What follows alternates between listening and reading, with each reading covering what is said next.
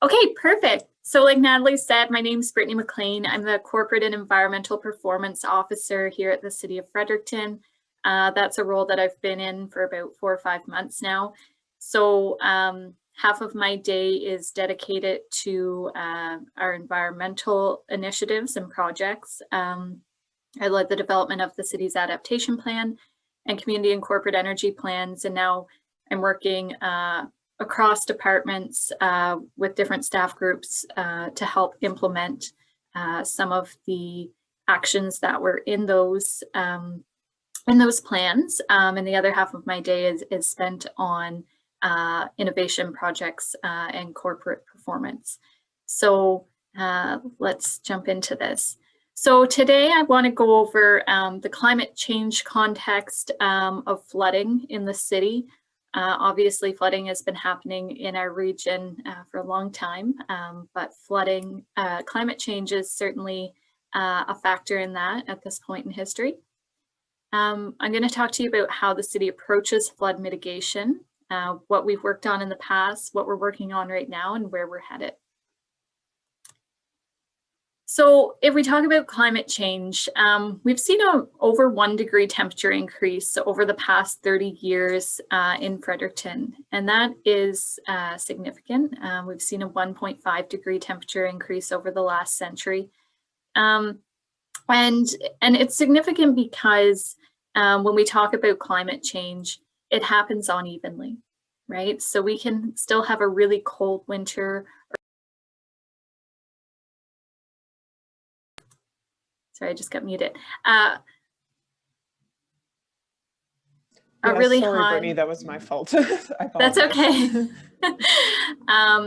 We can have a lot of snowpack, or we can have a lot of ice, but then we can see the temperatures rise quickly. We also know that climate change doesn't happen evenly. So we might have a particularly warm year, where up north it might be a colder year. So we may see that snowpack and ice up north, which impacts the spring freshet. So over the last 12 years, of course, we've seen 3 1 in 100 year flood events. I'm just going to clarify for anybody that hears that 1 in 100 year flood event kind of tagline we talk about all the time. What that actually means, it isn't a 1 in 100 year event. It means that each year there's a 1% chance of a flood that severe happening. So that's why we've been able to see 3 in the past 12 years. You've got a 1% chance every year. There's an increase in frequency and severity of extreme weather events. So that includes heavy rainfall events in all seasons. So not only are we at a flood risk from the river, we're at a flood risk, at an overland flood risk, right, from rain events, and those are increasing. So I'll talk about both. It's just a little bit more information on the impacts that we're seeing. And of course, so everything plays into the flood model and the flood forecasting, right? We're hoping that the province will have a new model for us based on recent climate change projections. But basically we know, we're gonna see in the summer a 2 to 5 degree increase in temperature by the end of the century, increase in hot nights, increase in length, frequency, and intensity of heat waves. So in the summer, this is important because we see a lot of drying out of the ground, we see a lot of drought, and then we pair that with high intensity rainfall events. So we're seeing an increase in annual precipitation, which will be, it's around 3% right now, but we'll see over a 1980 to 2010 baseline. We're expected to see an almost 9% increase by 2100. If we don't get our act together with decreasing emissions globally, we could see around a 13% increase. So that's significant, especially when we pair that with the idea that there are droughts, and then we see these high intensity events and the ground just doesn't have the capacity to hold it. We're also seeing, just in general, fewer rain days and fewer snow days throughout the year. And again, that just contributes to the fact that when we're having rain, we're having more at one time.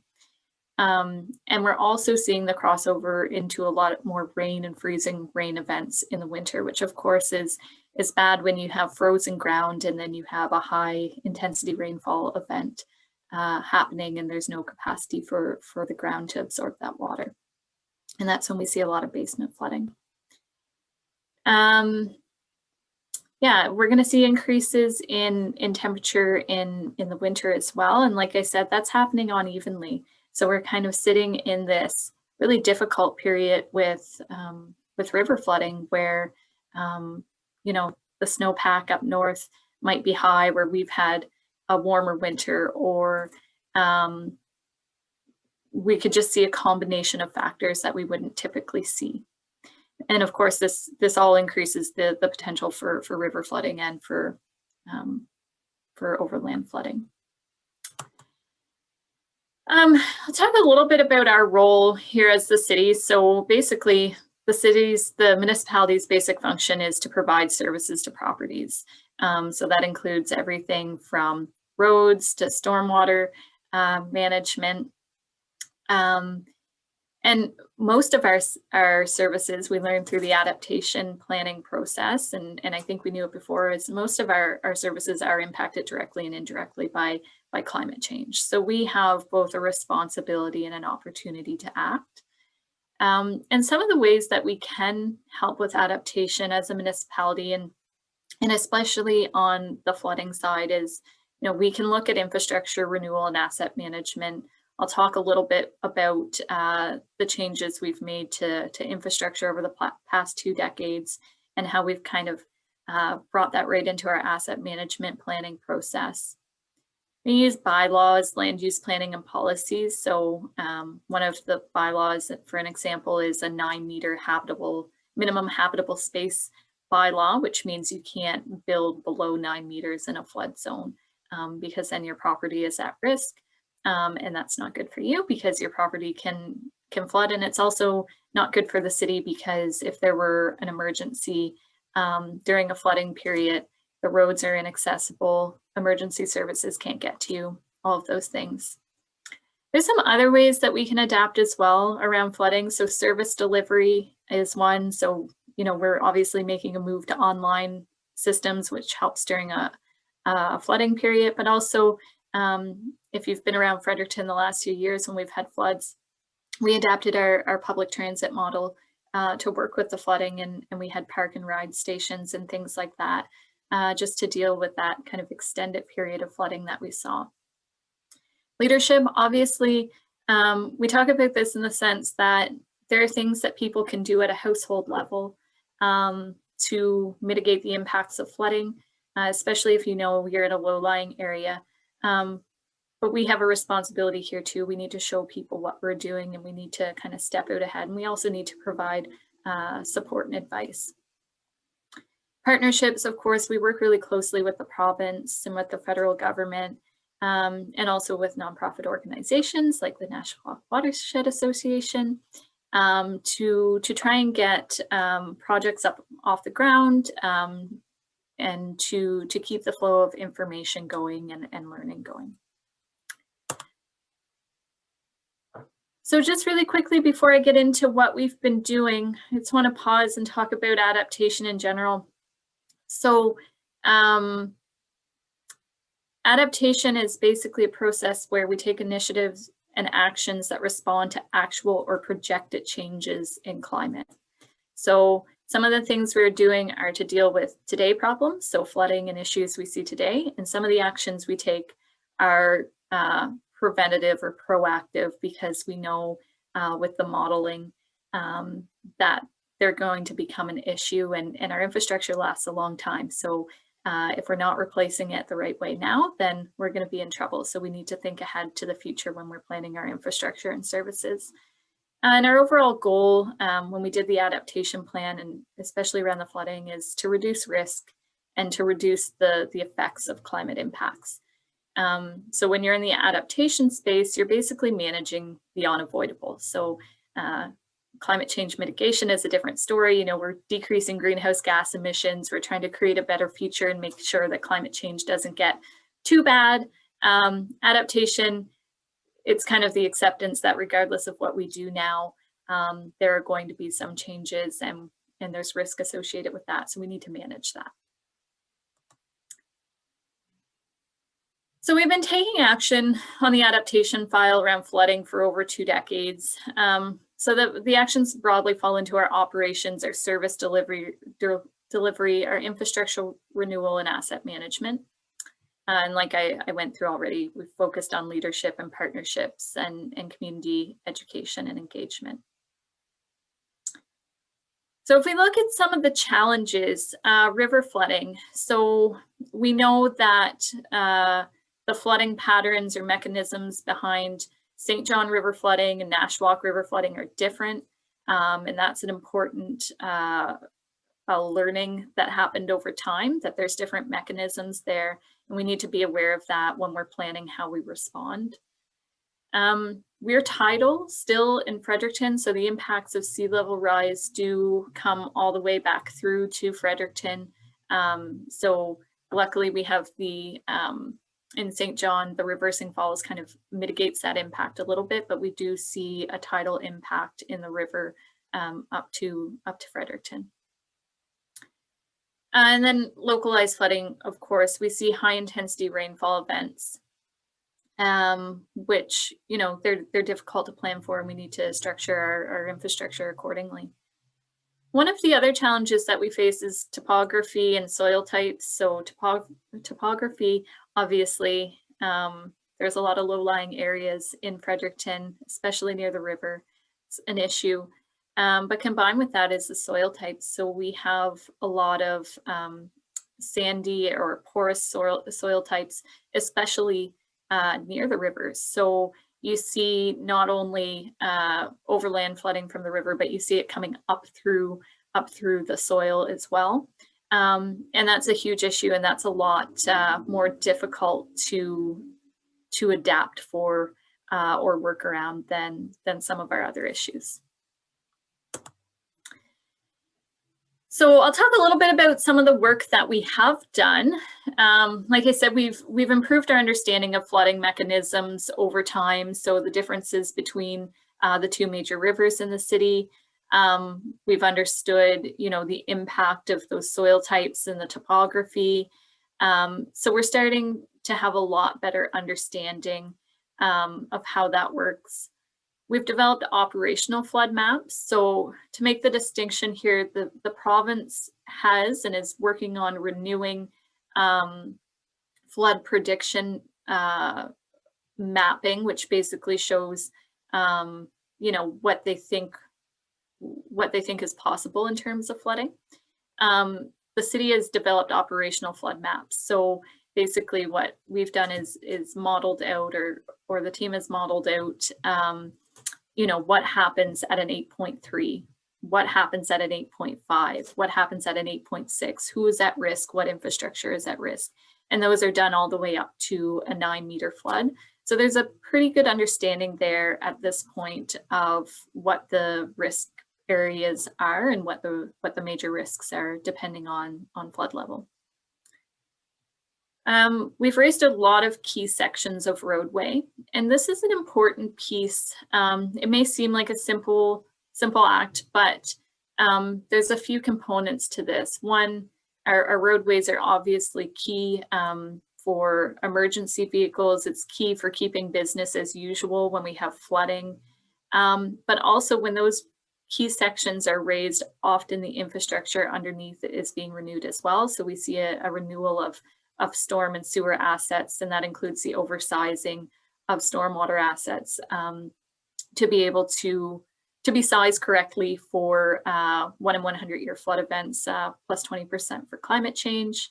And then you're seeing valving in key areas when that's being renewed as well, which allows the control of the floodwaters.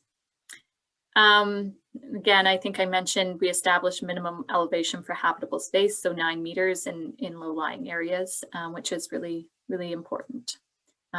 Obviously, there is a lot of housing within the city that was built before that was in place, and we do see flooding and significant flooding in some of those areas.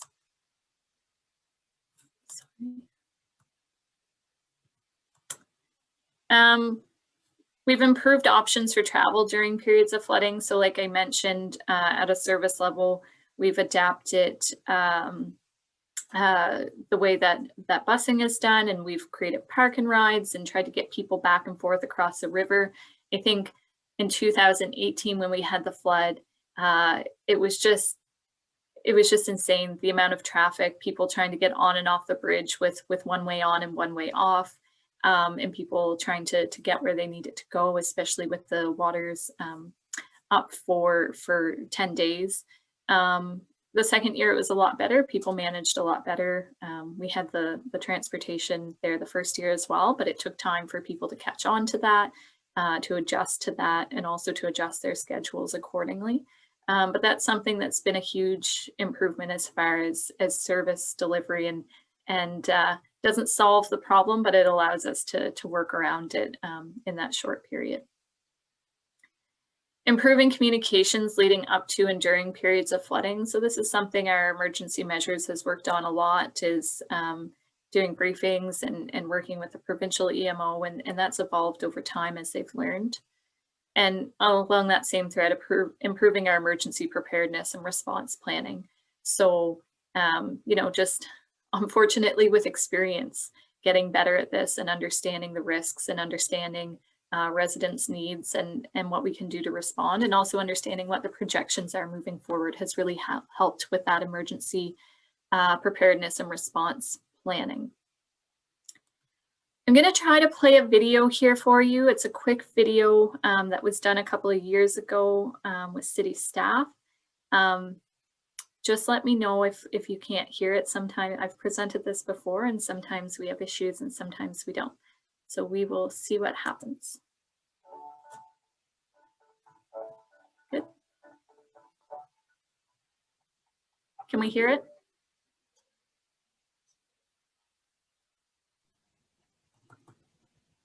No, there's no sound. Okay, no sound. Okay, that's okay. I will share this video with you guys after, and there's another one in here as well. So one goes out over our adaptation planning in general, and it talks about the river flooding a little bit, and then there's another video that focuses on stormwater infrastructure and management. Brittany, if you'd like to try, apparently you can share your screen and choose to share your audio. So it's something that you have to click. Okay.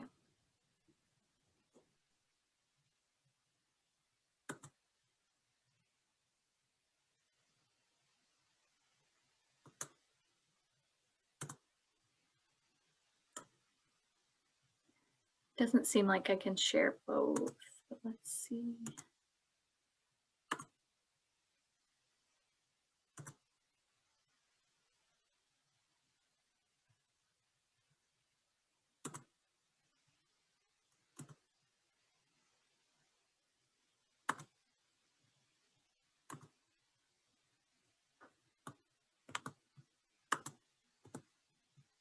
Okay, we'll try that one more time. Can we hear it now?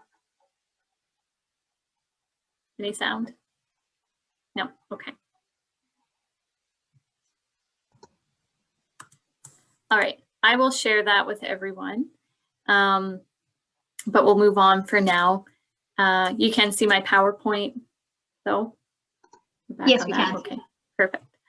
All right, so we'll talk about localized flooding then. So there's been a lot of work done to include climate change projections in annual infrastructure renewal. And Fredericton's a national leader on this. Really early on, the city worked with the University of Waterloo, the Intact Center, and a whole bunch of different partners to understand what the right sizing was for stormwater infrastructure. And so we went with a 1 in 100 year plus 20% capacity. And that's been working quite well. And so whenever there is infrastructure renewal, that's kind of the standard sizing that we go with now in key areas where there's issues. And that's a really, really important step, I think. It, of course, is expensive, and it's one of those ongoing things, which I think when we really talk about adaptation, we talk about flood resilience, it's not a one-off anyway, right? It's that, we're doing it over and over again. We're incrementally changing our infrastructure and working towards, better assets and better protection from flooding. But at the same time, it's expensive and things continue to change, right?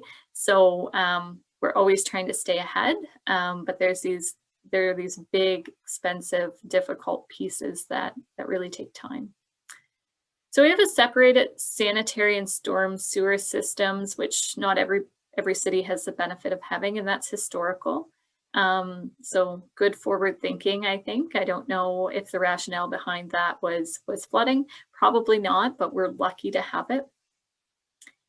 And then, so I guess I talked about the major system being 1.2 times a 1 in 100 year event. The minor system is a 1 in 10, so that's in the neighborhood level, and in a lot of cities that's a 1 in 2 or a 1 in 5. So we're doing well there as well as we renew. This is just a small map that shows what the upgrades have been over the past couple of decades, and so the map shows, I think, from 2000 to 2013, and then I've added some information about 2014 to 2019. So on there you see some locations of different stormwater upgrades. So that's your the infrastructure, some valving, the creation of some pond attenuation ponds, removal of culverts in some places, and then some ditching upgrades, things like that. So they're spread out across the city, and like I said, they've been done over time. Some other ways we've adapted on the localized flooding, stormwater guidelines. So we require net zero runoff for new developments. And those guidelines reflect more severe weather. And those are being looked at all the time. Are we still in the right spot for those? Are those guidelines being followed properly to ensure that we're not overwhelming the systems? Especially, we're seeing a lot of infill development, really great for climate change mitigation, but we need to be careful on the flooding and adaptation side that we're not overwhelming any systems. Attenuation ponds, of course, to help with the stormwater system, stormwater diversions, and again, there's been a number of studies on improving our understanding of our sewer sheds and topography. And over the last 2 decades, the city has, like I said, partnered with industry experts. So we've leveraged our system and infrastructure knowledge in the engineering department, and worked on a number of projects. That group has with the Insurance Bureau of Canada. They've helped with the municipal risk assessment tool. We've been involved in the ICLEI BARC program for a long time. So that's a building adaptive and resilience community framework, and that's a way of assessing climate risk. Partnerships with the Institute for Catastrophic Loss Reduction and the Intact Center on Climate Adaptation. And there's been a lot of sharing of knowledge from the city with other municipalities and with various industry and municipal associations. We'll skip over the video, and I'll talk about what we're working on right now. So you may have heard back in 2019, I believe it was, we're awarded with disaster mitigation and adaptation funding from Infrastructure Canada. And that was a fund that had a minimum $20 million threshold for a project. We, I believe, submitted $28 million worth of work. Most cities are working on one major infrastructure project. We made a pitch to Infrastructure Canada to work on multiple projects throughout the city to deal with river and overland flooding from high intensity rainfall events. And we categorize those into 4 key areas: key transportation infrastructure. So, that looks again at road raising, and it also looks at what's under there as well, renewing storm and sewer assets and looking at valving to further mitigate flooding issues. There's some berming in there. We've looked at municipal infrastructure, so core infrastructure like our lift stations, but also protecting the downtown infrastructure. And we'll see a lot of that protected when we do some of that key transportation infrastructure work. Local watershed resilience. So this is mostly in the upper Brookside West watershed. So we're seeing a lot of development pressure up there. And how do we work with natural infrastructure to create resilience in that area so we're not getting downstream pressure during high intensity rainfall events, because we have the lower watershed there where the stormwater infrastructure really can't be upsized anymore because of the way things are laid out.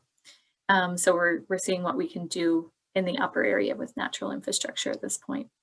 And then property flood risk mitigation. So this is looking at if there's areas that where we can reduce flood risk in neighborhoods. Again, this kind of taps back into some of that key transportation infrastructure where we'd look at road raises, stormwater infrastructure and valving. And so again, that's kind of, you have that primary benefit of keeping the roadways open during a flood, but then you have that secondary benefit where those things are raised and infrastructure is oversized, where you may actually see less flooding of individual properties. So that work is underway. There have been a couple of small projects that have started. We're really going to get into it next year, and that funding will go until 2028. And we'll continue to do projects throughout that time period. We're also working on a citywide flood risk profile. So City of Ottawa developed with a consultant flood risk profiling methodology for storm and sanitary sewers at an individual property level. And the city started working with a consultant last year to adapt that for here. And the engineering team worked with them to plan to develop a planning tool to support sustainable development in at-risk areas. So again, it's looking at some of those areas where we know we have issues in the system and figuring out ways that we can mitigate that risk.